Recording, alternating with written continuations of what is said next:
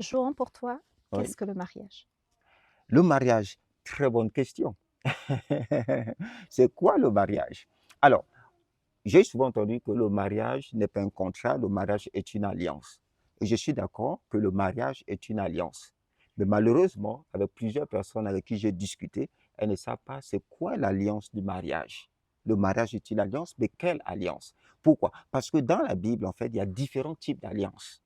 D'accord? Et il faut savoir exactement quelle alliance correspond au mariage. Si nous regardons déjà, il y a ce qu'on appelle généralement l'ancienne alliance, d'accord? Qu'on appelle l'alliance, veut dire pacte, d'accord? De manière générale, de Dieu avec Moïse. C'est une alliance qu'on dit de parité, c'est-à-dire qu'il y a une loi, on dit voilà, si tu fais ça, voilà ce que tu as. Si tu fais ça, voilà ce que tu auras, etc. D'accord? C'est ce que ça, c'est une alliance de parité. Mais cette alliance n'est pas l'alliance du mariage, d'accord? On voit aussi une alliance entre Salomon et Hiram, le roi de Syrie, où Salomon voulant construire le temple donc de David, donc il va avoir une alliance avec Hiram qui va lui fournir du bois. Parce qu'il avait besoin, en Syrie, il y avait du bon bois, il avait besoin du bois.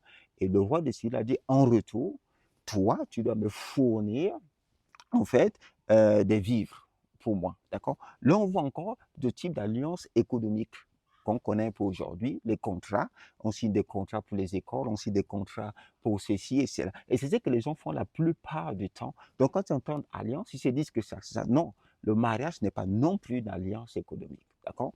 Après, on a aussi d'autres types d'alliances, comme l'alliance de Josué avec le peuple de Gabaon qui avait trompé.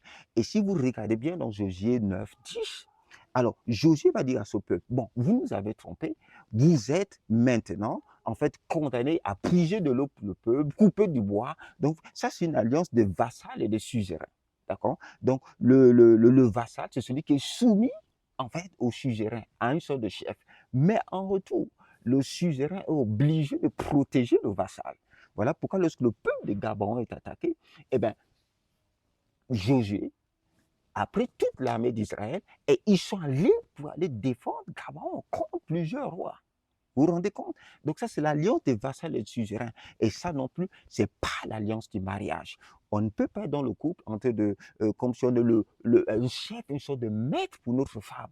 C'est pas cette alliance-là qu'il y a dans le mariage. Maintenant, c'est quoi l'alliance du mariage? Il y a une autre alliance.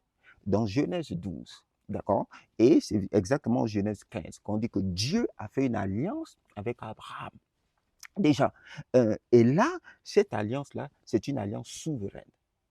C'est une alliance de souveraineté. C'est-à-dire que Dieu vient voir Abraham, il dit Abraham, quitte ton pays, quitte ta nation, quitte la maison de ton père, et moi, je ferai de toi une grande nation. Et moi, je rendrai ton nom grand.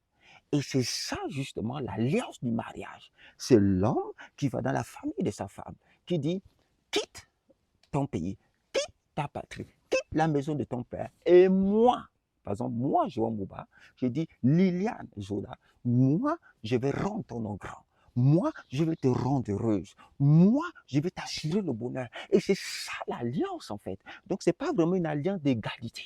C'est une alliance de souveraineté où l'homme vient et il décide cela. Maintenant, chez les Juifs, parce qu'on confond beaucoup, on ne signe pas d'alliance. L'alliance qui s'appelle le Bérit. On ne signe pas d'alliance, on coupe l'alliance. D'accord? L'alliance se coupait, particulièrement cette alliance de souveraineté. C'est-à-dire qu'on mettait des bêtes, on divisait les bêtes, et ceux qui coupaient l'alliance passaient au travers des bêtes.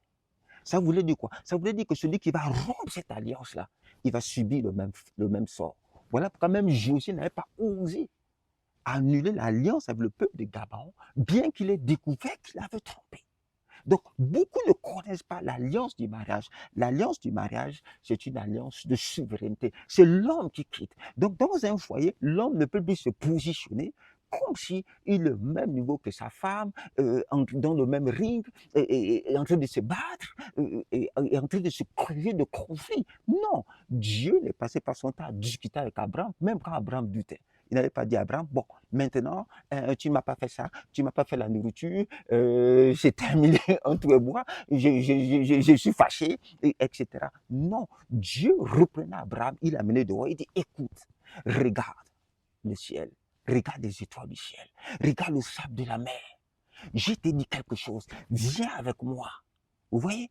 Et c'est ça qu'un homme, c'est ça dans l'alliance de mariage. C'est ça que l'homme doit faire, en fait, dans son foyer. Même quand sa femme doute, il est là pour relever sa femme, en fait. Il est là pour valoriser sa femme.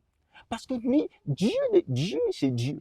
Il est à haut niveau. Il n'a pas un problème de valeur. Il n'a pas un problème de qui il est. Est-ce que vous voyez?